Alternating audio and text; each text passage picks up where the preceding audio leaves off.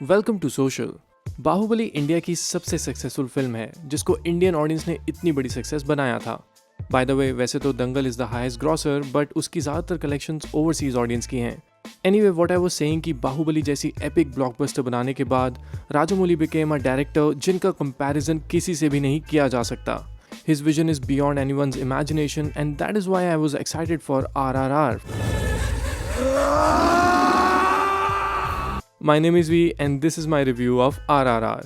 मैं इसका first day first show देखने गया था। Overall it was not that crowded जितना मैंने सोचा था, बट ऑडियंस ने काफ़ी मज़े किए। Just look at them.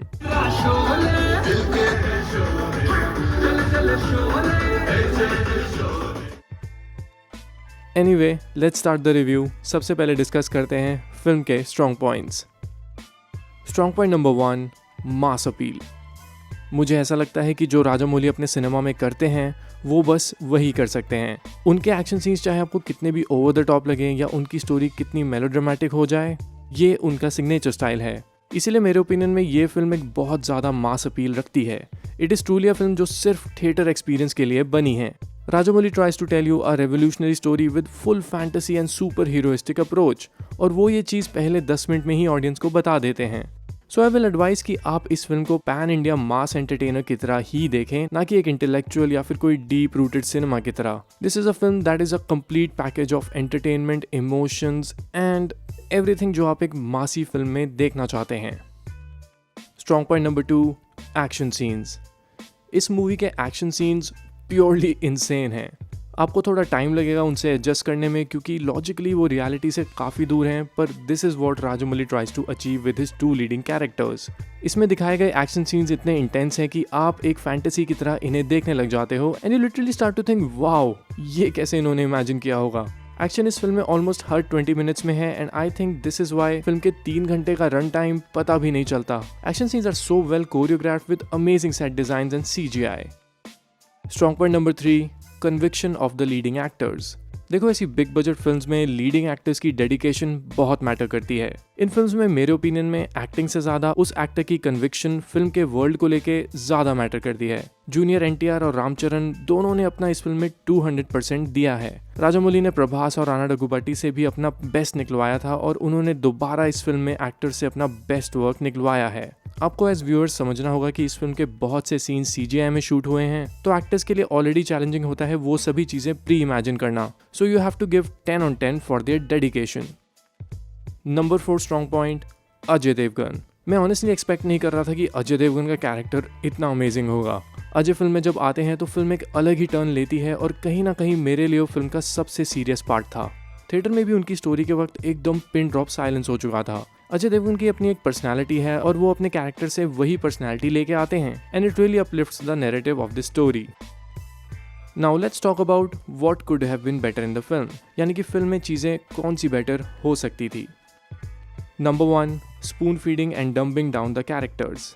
Film की स्टोरी काफ़ी सिंपल है और इसका नैरेटिव कुछ ऐसा है कि फिल्म के वर्ल्ड में जो भी रिवील होता है वो एज ऑडियंस आप ऑलरेडी काफ़ी पहले गेस कर चुके होते हो। मेरे ओपिनियन में Rajamouli could have chosen a tighter narrative जहां ऑडियंस भी स्टोरी में इन्वेस्टेड फील करती, बिल्कुल उसी तरह से जिस तरह से उन्होंने बाहुबली में किया था। पर RRR में हर चीज़ ऑडियंस को स्पून फीड की गई है। बाहुबली में आपको राजामौली टाइम देते हैं कि सोचने का कि ये कैरेक्टर ऐसा क्यों कर रहा है और या फिर ये सिचुएशन ऐसे क्यों पैन आउट हुई, और ना ही बाहुबली में कोई कॉन्टिन्यूस एक्शन सीन्स आते हैं वो मोमेंटम ब्रेक करने के लिए। पर RRR में हर चीज़ ऑडियंस को स्पून फीड की गई है and I feel audience already काफ़ी इंटेलिजेंट हो चुकी है, तो आई थिंक इसका नैरेटिव थोड़ा और टाइट और शार्प हो सकता था।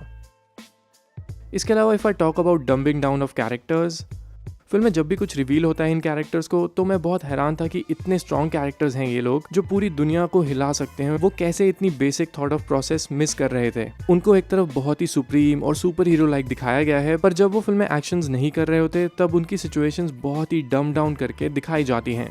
बाहुबली में भी जैसे कई क्लेवर कैरेक्टर्स थे like Kattappa, Sivagami and a few more, पर RRR में you will find almost none. इसलिए आई फील कि कैरेक्टर्स की बहुत सी सिचुएशंस को डम डाउन किया गया है और ऐसे लगता है कि ये सिचुएशंस मैं ऑलरेडी 90s की 80s की पुरानी फिल्म्स में बहुत बार देख चुका हूँ। एक और चीज़ जो मुझे लगता है बेटर हो सकती थी वो है फिल्म की विमेन रिप्रेजेंटेशन। मैं पहले ही बता दूं कि एक डायरेक्टर और उसकी स्टोरी के ऊपर होता है कि फिल्म में विमेन रिप्रेजेंटेशन किस तरह की होनी चाहिए।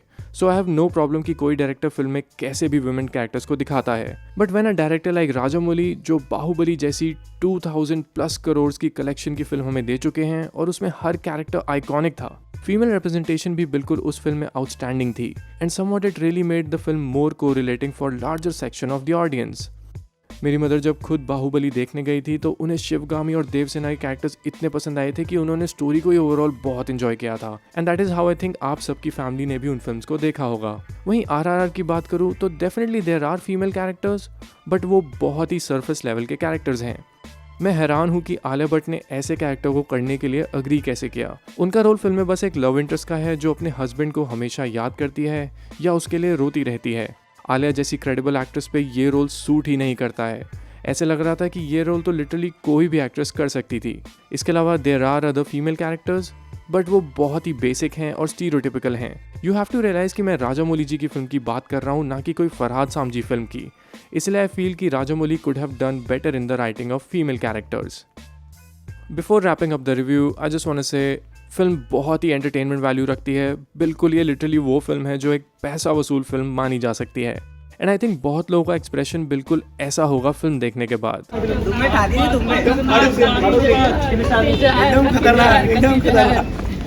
खुश हैं, सही है। ऑलराइट, ये तो था मेरा रिव्यू RRR को लेके। आपका ओपिनियन क्या है मूवी के बारे में, वो मुझे आप कमेंट्स में ज़रूर बताना। आपका ओपिनियन मेरा ओपिनियन डिफरेंट भी हो सकता है, which is completely healthy and democratic. हर किसी का सिनेमा को देखने का परसेप्शन डिफरेंट होता है, so I would love to hear your perspective in the comments. तो चलिए, that's a wrap on this video. आप हमें इंस्टाग्राम, ट्विटर और फेसबुक पे फॉलो कर सकते हैं @socialofficial, जहाँ आपको हर तरह की फिल्म और एंटरटेनमेंट से जुड़ी अपडेट्स मिला करेंगी।